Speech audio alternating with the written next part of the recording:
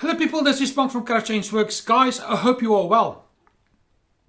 This is number 2 in the Trust series video where I discuss different ways of building trust. Now, I've already spoken about the say what you mean and mean what you say video. Go check it out, it's pretty good.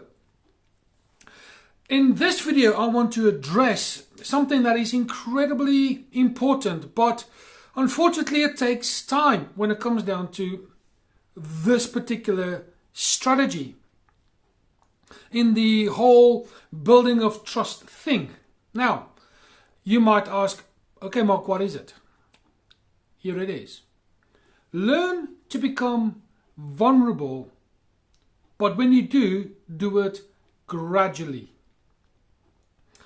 And there's a few things I want to pull from that, and that is the learning aspect, it's the vulnerability aspect, and the gradualness of that process. So let's look at this thing called learning. The only way we really learn is by mistakes. Really, let's be honest here. You see, when you go to school and the teacher gives you all the information that they want you to understand, they ask you questions to check your understanding of it. And then you do a test and you see how many you got right, see how many you got wrong. And then when you understand that the ones that you got wrong is an opportunity for you to relearn, restudy, reappraise this whole thing. And then when you revisit that and you do the test again and you get those questions right, it means you've learned how to decipher the question and recall the information. And that process is learning. So when it comes down to trust and this vulnerability thing, this is how it should work, or that this is probably the preferred way. You give a little bit of vulnerability out, just a tad. And when the other person B, respects that, and you give a little bit more over another period of time, and they respect that, then it becomes close to a pattern. So let's say that happens 4 or 5 times. You've learned that that individual that you've exposed a little bit of vulnerability to respects you as an individual. And over a vast amount of time, the process of learning with that individual means it's easy, or it's done. Let's look at the flip side of this. When you expose a little bit of vulnerability and the other person abuses it in one way or another, then a red flag should go up.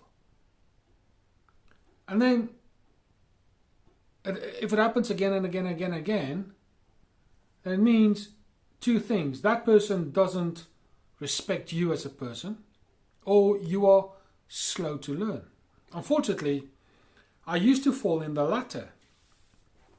And even now, after years of abuse, the learning process doesn't come through quite as quick because of being abused for so long. And the drip feeding stuff sometimes takes a long to decipher. That's just a fact. So we need to learn to become vulnerable. And then this thing called vulnerable. When you go in and you expose to person B a whopping vulnerability, chances are you're going to get hurt. But when you give them just a little bit, and then in a few weeks' time you give them another little bit, bearing in mind we are assuming now that they've respected you and they've shown you dignity and all that kind of thing, and over a number of months maybe even, that continuation of handing out of a vulnerability and respect increases your trust building process. However, you start off little, and let's pretend over 3 or 4 years, 5 years, that person still respects you. Then you will be able to give greater amount of vulnerability to that person, because then you should know that they are worthwhile. So that's the second thing. There's vulnerability. If you give it in little stages, as little testers, then you'll be able to see. And then finally, there's this thing called gradually, where you don't just give everything in one go. As said before, it's over a period of time. Then that either builds your confidence as your trust increases with person B, or it completely diminishes the trust in person B because of their attitude and behavior towards you when you disclose vulnerabilities. And that is based on the learning that we spoke about at the top of this video. So that's number 2 as far as my opinions go, as far as this trust building exercise is concerned.